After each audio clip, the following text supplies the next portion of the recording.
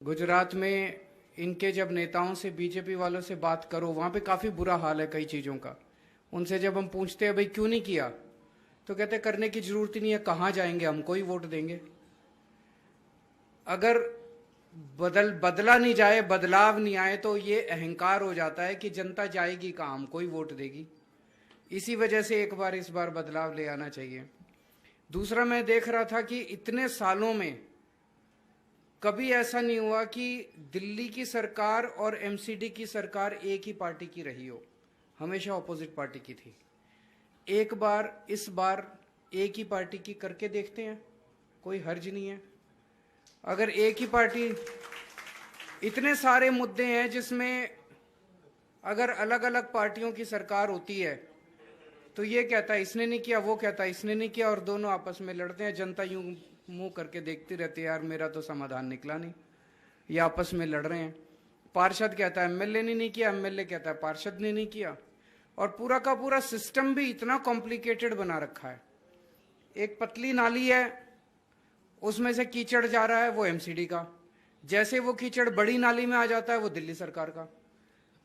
अब ये कहता है इसने साफ नहीं की, ये कहता है इसने साफ नहीं की। जनता के तो घरों में पानी और कीचड़ जा रहा है, जनता बेचारी क्या करे। छोटी गली है वो एमसीडी की, बड़ी सड़क है वो दिल्ली सरकार की। ये सफाई नहीं हुई, वो सफाई। मुझे लगता है एक बारी, इस बारी दोनों सरकार में भी हमारी सरकार होगी, पार्षद भी हमारा होगा, एमएलए भी हमारा होगा। मेरे को सहूलियत मिलेगी, दोनों को बुला के पूछूंगा कि क्यों नहीं काम करा तुम लोगों ने। अगर किसी की भी शिकायत आएगी तो दोनों की टांग तो गर्दन तो पकड़ सकता हूं मैं कि भाई तुमने क्यों नहीं काम करा, काम करो। तो एक सबसे बड़ा कारण तो यही है कि दोनों में एक बार, इस बार हमें वोट दो। भ्रष्टाचार बहुत ज्यादा है नगर निगम के अंदर, आप ही लोगों ने इतनी सारी कहानियां बताई। भ्रष्टाचार बहुत ज्यादा है, नीयत खराब है। अंत पंत में एक ही चीज आती है कि नीयत किसकी, नीयत साफ हो तो सारी समस्याओं का समाधान निकल जाएगा। ऐसा भी क्या है, हमने आते ही अगर लाइसेंस राज खत्म कर दिया, दिल्ली सरकार में रेड राज खत्म कर दिया, door step delivery of services कर दी, ट्रांसपोर्ट डिपार्टमेंट को ताला लगा दिया। अब अगर आपको ट्रांसपोर्ट डिपार्टमेंट से कोई काम कराना है, 1076 पे फोन करो, आपके घर आके काम करके जाते हैं। एसडीएम के दफ्तर से अब जाने की जरूरत नहीं है, आप 1076 पे फोन करो, आपके घर आके करके जाते हैं। क्यों? क्योंकि हमने अफसरों से पैसे नहीं बांध रखे। पहले की सरकारें अफसरों से पैसे बांधती थी, हफ्ता बांध रखा था, महीना बांध रखा था। भाई एसडीएम इतने पैसे लाके देगा, ट्रांसपोर्ट वाला इतने पैसे लाके देगा, इस जिले से इतने पैसे होंगे, उस जिले से। हम पैसे इकट्ठे नहीं करते, हम ईमानदार लोग हैं। सारा सिस्टम सिंप्लीफाई कर दिया दिल्ली सरकार का। तो भ्रष्टाचार तो एक ऐसी चीज है, 3-4 महीने में यूं करते करते एमसीडी को साफ कर देंगे, आप चिंता ना करो। एमसीडी के अंदर मेरे को लगता है 3-4 महीने के बाद एमसीडी के अंदर भ्रष्टाचार नाम की चीज नहीं बचेगी। आपको किसी तरह की कोई हैरेसमेंट नहीं होगी। उसमें कई सारी चीजें आ गई। अब आपका लाइसेंस राज आ गया, पूरा सिंप्लीफाई कर देंगे। जितने अननेसेसरी लाइसेंस हैं सारे खत्म कर देंगे, जो जरूरी है उसको रखेंगे, वो भी सारे ऑनलाइन कर देंगे। आप ऑनलाइन अप्लाई करो, आपको किसी तरह की कोई दिक्कत की जरूरत नहीं है।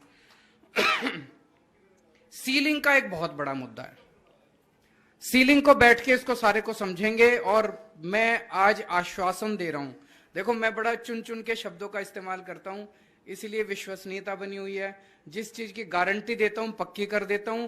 सीलिंग का मुद्दा मैं समझूंगा, सारा बैठ के समझूंगा, चाहे कोर्ट जाना पड़े, चाहे कहीं जाना पड़े।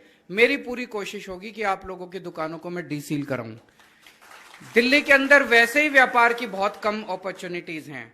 जो भी हिस्टोरिकल वो रहा, इन्होंने बहुत कम मार्केट्स बनाई। जितना दिल्ली देश की राजधानी है, राजधानी के अंदर तो कमर्शियल एक्टिविटी बहुत ज्यादा होनी चाहिए, बहुत ज्यादा। इन लोगों ने जायज मार्केट्स बहुत कम खोली, जिसकी वजह से कई सारी दूसरी मार्केट्स बन गई। लेकिन अब उन मार्केट्स को बंद नहीं किया जा सकता, अब उन दुकानों को बंद नहीं किया जा सकता। नहीं तो लोग जाएंगे कहां, अपनी रोजी रोटी बंद कर दी आप लोगों ने, तो फिर इन्हीं अंकल जी की तरह ही हाल होगा सबका। ये तो हम बर्दाश्त नहीं कर सकते ना दिल्ली वाले। तो इसका समाधान निकालेंगे। हमारी नीयत साफ है, इन लोगों की नीयत खराब थी। इनका यह था पहले सील कर दो, फिर डीसील करने के पैसे लो, पहले सील करते वक्त पैसे लो। दोनों टाइम पैसे लेते हैं ये लोग, नहीं तो धमकी देते हैं, प्रोटेक्शन मनी लेते हैं ये लोग। हमको ना प्रोटेक्शन मनी चाहिए, ना सीलिंग में पैसे चाहिए, ना डीसीलिंग में पैसे चाहिए।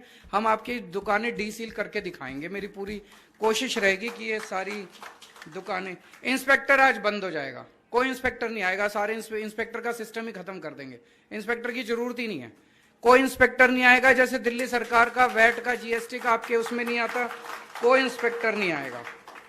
बिल्डिंग बायलॉज बहुत कॉम्प्लिकेटेड बना रखे हैं इन्होंने, जिसकी वजह से बहुत परेशानी होती है, रेजिडेंशियल में भी परेशानी होती है, कॉमर्शियल में भी परेशानी होती है, और इसको पूरे को खूब जबरदस्त तरीके से सिंप्लीफाई करेंगे। बहुत सारी चीजें तो ऑटोमेटिक कर देंगे, आपको परमिशन लेने की जरूरत ही नहीं है, और बहुत रेयर केसेस में परमिशन होगी, जिसको कोशिश करेंगे कि ऑनलाइन हो या डोर स्टेप डिलीवरी के जरिए। सिंगल विंडो कर देंगे सारी चीजों का, ताकि आप एक घर पे बैठ के सिंगल विंडो आप अप्लाई करो और आपके टाइम बाउंड तरीके से आपको वो मिल जाए।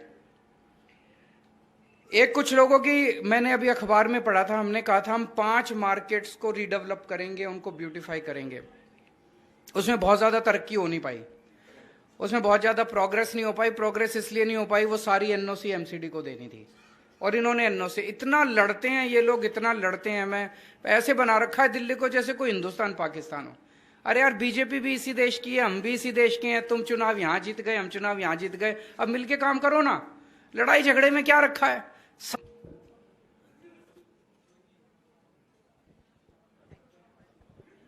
सर, सबसे पहले आई एम सो सॉरी मैं बीच में बोली, बिकॉज मैं बोलना बहुत देर से जाती थी। I am a president of diet and nutrition council under Brajesh Goyal ji. सबसे पहले मैं बहुत बड़ा थैंक्स कहना चाहूंगी ब्रजेश जी को कि वो फीमेल्स ट्रेडर्स को आगे लेके आए, और सिर्फ आज उनकी वजह से हम फीमेल्स इतनी यहाँ पे है, तो थैंक यू सो मच। और सर, फीमेल्स को सिर्फ टॉयलेट नहीं चाहिए, हम 18% जीएसटी पे कर रहे हैं, हम इनकम टैक्स पे कर रहे हैं, और अपने फैमिली को भी देखते हुए, बच्चों को भी देखते हुए एक बिजनेस एम्पायर चला रहे हैं। आज मेरी 53+ फ्रेंचाइजेस है सर वर्ल्ड ओवर, और बहुत अच्छा टैक्स सब कुछ पे कर रहे हैं। तो सर, हमें कुछ कंसेशन डिस्काउंट चाहिए सिर्फ एडवर्टाइजमेंट पे। हम पूरा रेडी है टैक्स पे करने के लिए, जीएसटी पे करने के लिए, but just a little concession on our advertisement, ताकि हम और उस चीज को सेल करें और अपनी गवर्नमेंट को हम टैक्सेस दे। We are really okay, so we need a leader like you, and we are really really happy to have आप in our country, entire country as well. Thank you so much, sir. ये सब संभव है अगर ईमानदार। आप ये जितनी होर्डिंग देखते हो पूरी दिल्ली में, आपको जान के ताज्जुब होगा, आधी से ज्यादा होर्डिंग जो है वो इलीगल है। अगर ये सारी लीगल हो जाए और सबकी फीस आने लग जाए, तो अपने आप ही एडवर्टाइजमेंट की फीस आधी हो जाएगी। जिस दिल्ली के अंदर जितनी पार्किंग है, आधी से ज्यादा पार्किंग इलीगल है, इनके नेताओं को पैसे जाते हैं। अगर ये सारी लीगल कर दी जाए, आपकी पार्किंग की फीस दिल्ली में आधी हो जाएगी। बहुत सारी चीजें हैं, इतना करप्शन है।